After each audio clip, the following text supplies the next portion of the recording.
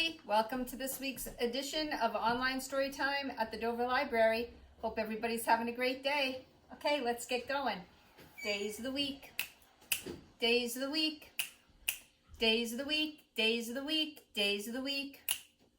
There's Sunday and there's Monday. There's Tuesday and there's Wednesday. There's Thursday and there's Friday. And then there's Saturday. Days of the week. Days of the week. Days of the week. Days of the week. Days of the week. Okay, we're going to count. We have a lot to count, so help me out. 1, 2, 3, 4, 5, 6, 7, 8, 9, 10, 11, 12, 13, 14, 15, 16, 17, 18, 19, 20, 21, 22, 23, 24, 25, 26, 27, 28. All right, let's find out what day it is. Sunday, Monday, Tuesday, Wednesday. Yesterday was Sunday, Monday, Tuesday. And tomorrow is Sunday, Monday, Tuesday, Wednesday, Thursday. Okay, let's find out what the weather is. Ready? Sing with me.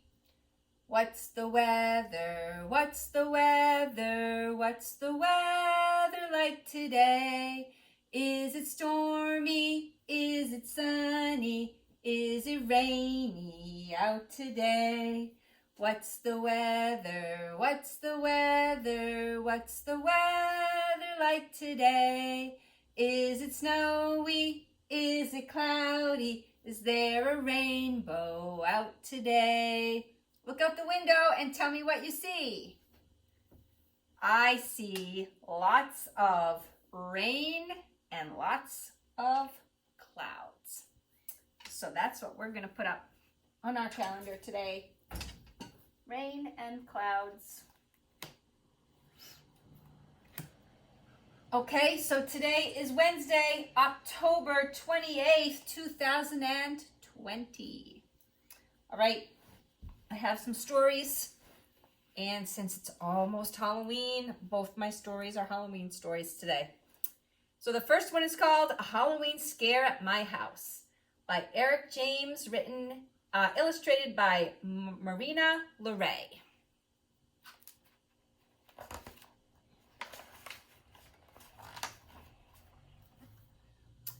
Prepare if you dare for a terrible scare, a night of pure terror to whiten your hair, a tale full of sights that are best left unseen. You ready? You sure? This is my Halloween. The werewolves howled loudly. The moon shone so bright. I stayed in my bedroom, the curtains shut tight. My heart started pounding. My knees felt so weak. But being a brave kid, I just had to peek. I pulled back the curtains, my mouth opened wide, and an army of monsters had gathered outside. They staggered and stumbled and lurched down the street with bags full of cookies and candy corn treats. Emerging from sewers and houses and stores came creatures and critters with ravenous roars. The more came along from all over the state. They filled up the streets at a dizzying rate. From north and from south, from west and from east, from every direction came all kinds of beasts. They gathered together for one spooky night to seek out the living and give them a fright. The thunder clapped loudly with terrible booms. The witches dodged lightning and clung to their brooms. The two-headed doggies tried chasing their tails, and banshees let loose with their hideous wails. The vampires hung out on the street in their gangs, and grinned just to show off their perky white fangs. The mummies moaned loudly and swayed side by side while Frankenstein stomped about town with his bride. A crazy inventor was harnessing lightning, and up in his lab he did something quite frightening. He made his own monster, half dog and half shark. I heard that its bite was much worse than its bark. A silly old wizard with very bad sight bumped into another, which started a fight. A hapless young local who stood in the road was struck by a spell and turned into a toad. The creepies were crawly, the crazies were crazed. The shuffling zombies had eyes that were glazed. The gigantic ogres were ugly as sin, with big bulging noses and warts on their chin. The ghouls danced around but were lacking in soul. The gargoyles could rock and the headless could roll. Although the whole spectacle seemed to spell doom, I foolishly thought I'd be safe in my room. But something happened that made my heart jump. From somewhere below me, I heard a big thump. I froze for a moment, as quiet as a mouse. Yes, I could hear noises from inside the house. I put on my slippers and pulled on my robe. I shook like a leaf, but I don't think it showed. Then slowly but surely, I crept down the stairs, preparing myself for the biggest of scares.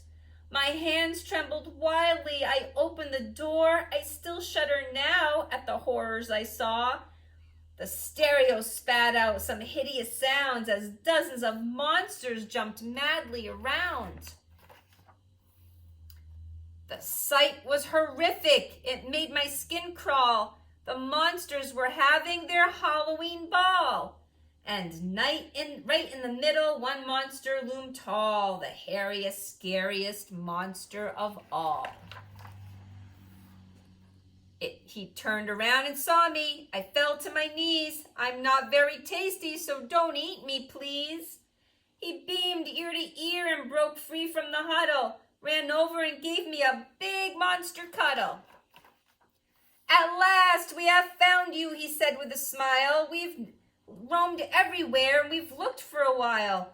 We came here to give you your wonderful prize. He held up a trophy in front of my eyes. A prize? And for me? I replied with a grin. But what did I enter and how did I win? You've won the first prize for the costume you're wearing. It even scares me, and I'm tip-top at scaring. This isn't a costume, I'm dressed as me. Exactly, the scariest thing you can be. A small human child with a cute button nose. Your teeth are so shiny, you've only 10 toes. No hair on your face and no horns on your head. The whites of your eyes are not glowing or red. A bone-chilling costume, a horrible sight, a worthy ensemble for Halloween night.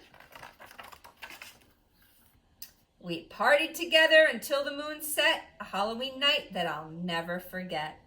And next year, I won't want to hide in my bed. The monsters won't scare me. I'll scare them instead. Ooh, that was a good one. I like that. The next one is called Ghosts in the House by Kazuno Kohara.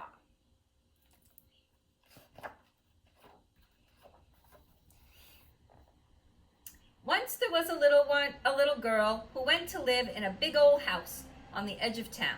It was a splendid place, but there was one problem. The house was haunted. But the girl wasn't just a girl. She was a witch. She knew how to catch ghosts. How lovely, she said. I hope there are some more. And there were. Look at all those ghosts everywhere. She continued until she had caught all the ghosts in the house. Then she went to the kitchen and put them all in the washing machine. When they were finally clean, she hung them out on the clothesline. It was fine weather for drying.